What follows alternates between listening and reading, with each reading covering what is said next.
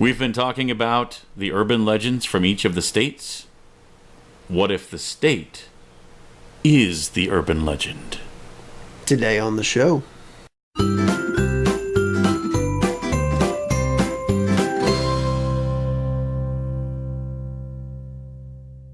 Week 10. 3 left, guys. Only just 3 three weeks left of our 13-week expose into the cryptids and urban legends of all 50 states of this fine country of ours. And from sea to shining sea. Indeed. From she to shining she. From never mind, it's too late now. We already did that. We already did the tongue twister episode. I was going to say from sea to creepy sea, but hey, yes. It's a little past that time now. Today gets interesting. We needed a week where, with the number of states that we had left, we've been doing 4 per week, with the exception of the first week where we only did 3.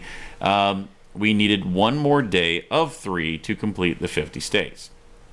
That day will be today. And I'm not going to tell you why until it's time to get there. But the first 2, he's got these covered. We couldn't talk about urban legends without talking about the Stanley Hotel. Oh, yeah. It was what Stephen King based The Shining off of. He actually wrote some of the book there. It was really good. The Stanley Hotel is a 142-room hotel in Estes Park, Colorado, 5 miles from the Rocky Mountain National Park. My sister stayed there once. Mm-hmm. Basically, the hotel was built by Freeland Oscar Stanley in 1903 after he was stricken. A family member was stricken with tuberculosis. Because around the turn of the last century, they thought fresh air was the cure for tuberculosis. That's why you got places like the Waverly Institute where they had huge windows. It goes on to talk about the architecture, but the main thing is going to be the haunting. Despite a peaceful early history, the years following the production of The Shining, the Stanley Hotel has gained a reputation among paranormal investigators for frequent activity, even more so because it now has ghost tours. Apparently, room 214 is the infamous room back in the late 30s. It doesn't really say in this article, but it's like the late 30s or late 40s. They had a gas explosion, which caused extensive damage to the hotel, killed some people, and those are the types of hauntings that are occurring. Things are little girls, voices, shadow apparitions, the normal haunting stuffs. But yeah, its biggest claim to fame is definitely going to be The Shining by Stephen King. It's got a big concert hall, it's got a lodge, it's got hedge mazes. It actually holds a what does it say down here? It has a film location. The Stanley Film Festival is an independent horror festival operated by the Denver Film Society, held every year in May. Road trip. Yep. So there you go. There's that. It also had a great New Year's Eve party back in... Well, never mind. It was snowed in and everything like that. Yeah. Now, since he's got such a huge one, I'm going to go talk a little bit about Skin Tom down in Tennessee. Basically, the story is Lover's Lane, guys. Don't take your cheating ways to Lover's Lane, or you get what happens here. Have you seen the ghost of Skin Tom? Blood red bones with the skin all gone. Ooh. Wouldn't it be chilly with no skin on? Rural Tennessee, there lived a man named Young Tom, and he was handsome, witty, charming, and athletic. Of course he was. But what's more is he had an eye for them ladies. Mm-hmm. Rumor has it he dated almost every single girl in the area, but in fact, he dated a married woman by the name of Eleanor. He took Eleanor out to Lover's Lane for a little one-on-one, if you know what I mean. And there, he was found by her husband. It goes on to say that the legend has it that Tom was scared out of his wits, basically begging not to kill me. But the husband said, "Oh no, I'm not going to kill you. I have something far worse in mind." It goes on to say that he was dragged off into the darkness where Eleanor couldn't see what was happening, but she was forced to listen to the blood-curdling screams of Tom as they pierced the dark Tennessee night. He was forced to listen from she to shining she. She to shining she. Hot shingles, you say? Yes. Sean gonorrhea today on the show. Finally, her husband emerged from the darkness, covered in blood. Time. Without a word, he climbed in the car and drove to the local police station. Basically, the legend goes on to say that he did not kill Tom. He skinned him alive. And he skinned him so well that he did not die. Police ended up searching the area, couldn't find Tom, but had found his skin hanging from a tree around Lover's Lane. So the moral of the story is parents are warning their kids, don't go to Lover's Lane if you don't want to be Skin Tom's next victim. So a little... There's a straight-to-DVD horror movie waiting to happen. Oh, it's got to happen. Yeah. Grindhouse Pictures. So... Producers of Badlands, Banshees of the Badlands. Are we ready for this? I'm going to take you over to Idaho, where the urban legend... Am I even needed? I'm not even needed. Yeah, you got this. Hang out. I want your input. Okay. I'm going to move over to Idaho, where the urban legend is Idaho. No potatoes? The state itself is an urban legend. I have to go more than my potato chips. I know, right? The rationale is that Idaho does not exist. But it's on a map. I know. And that's the thing. See, it actually boils down to one of three premises. Do you know anyone from Idaho? Have you ever been to Idaho? Do you know anyone who's ever been to Idaho? See, to most people, the answer is no. So, must not be there.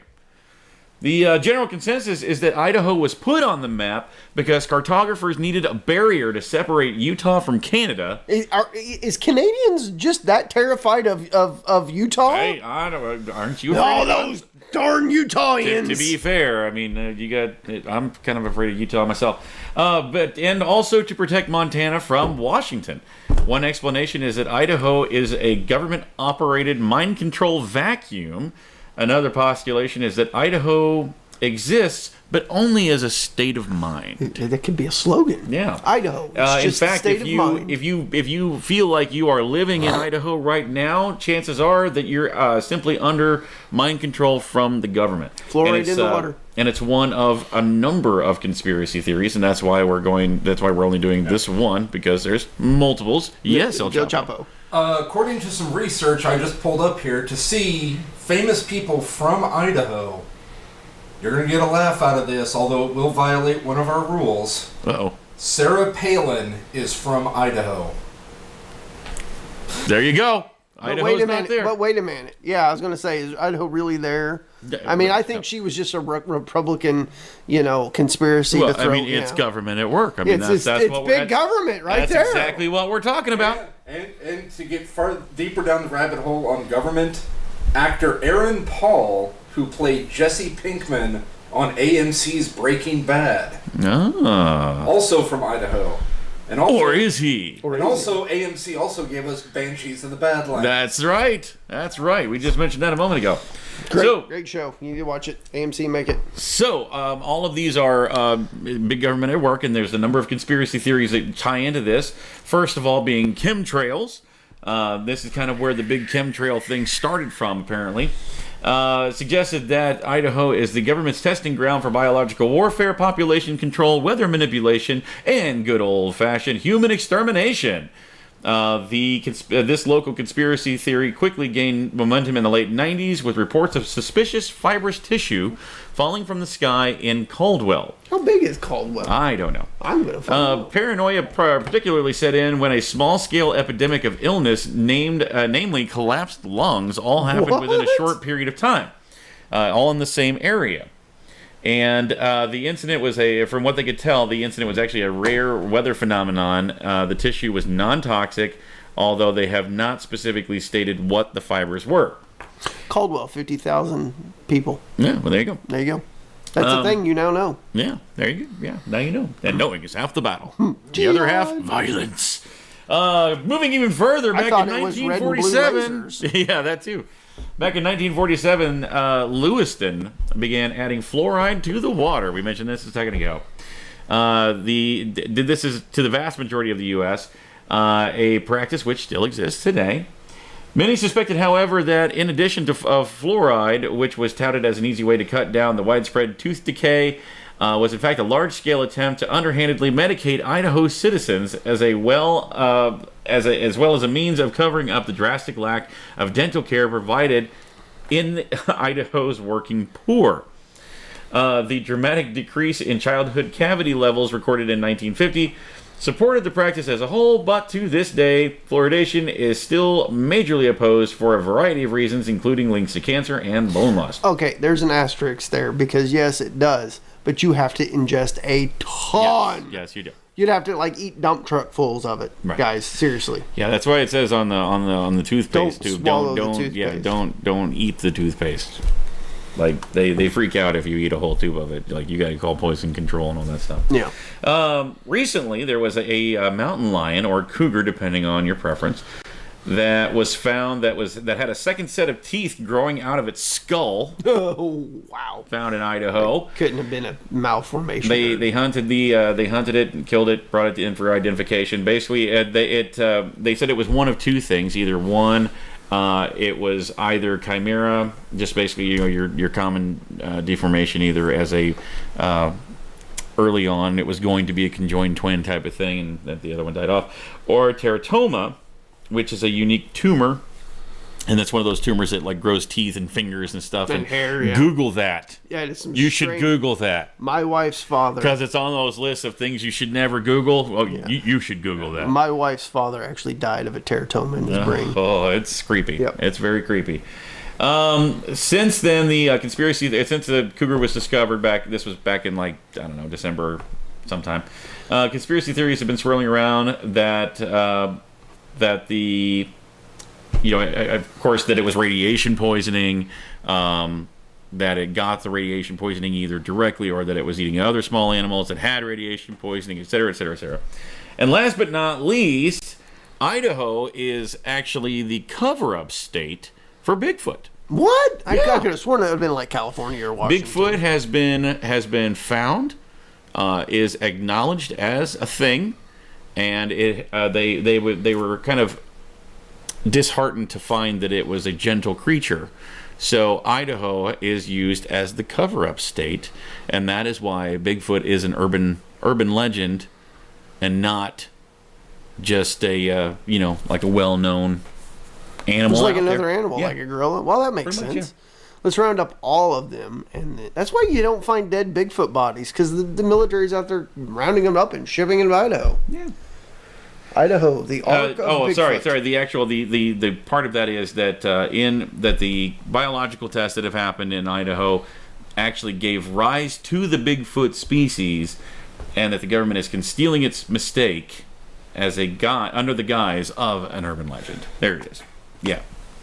That's a thing you now know.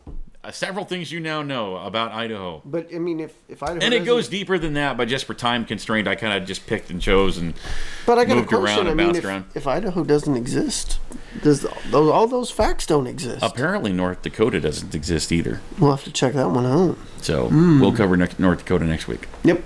You heard it here. So, hey. So how can we... Wait a minute. How can we cover a state that doesn't... But it has... It's just... Don't. Go lay down. So we'll see you guys next week. Make sure you check us out on Facebook, or not next week. We'll see you tomorrow. What am I talking about? We'll see you. Check us out on Facebook, Instagram, and Twitter. Make sure you turn on post notifications for all three. Maybe my headache will be gone by tomorrow. It's start thinking about all this. Just go lay down. Go lay down. You're here on YouTube, so make sure you like, share, and subscribe. And I'm gonna go get him a pillow and a blanket. We'll see you guys tomorrow. Hi. This is Chris Stewart from Springfield, Missouri, and here's your Russian clip of the day.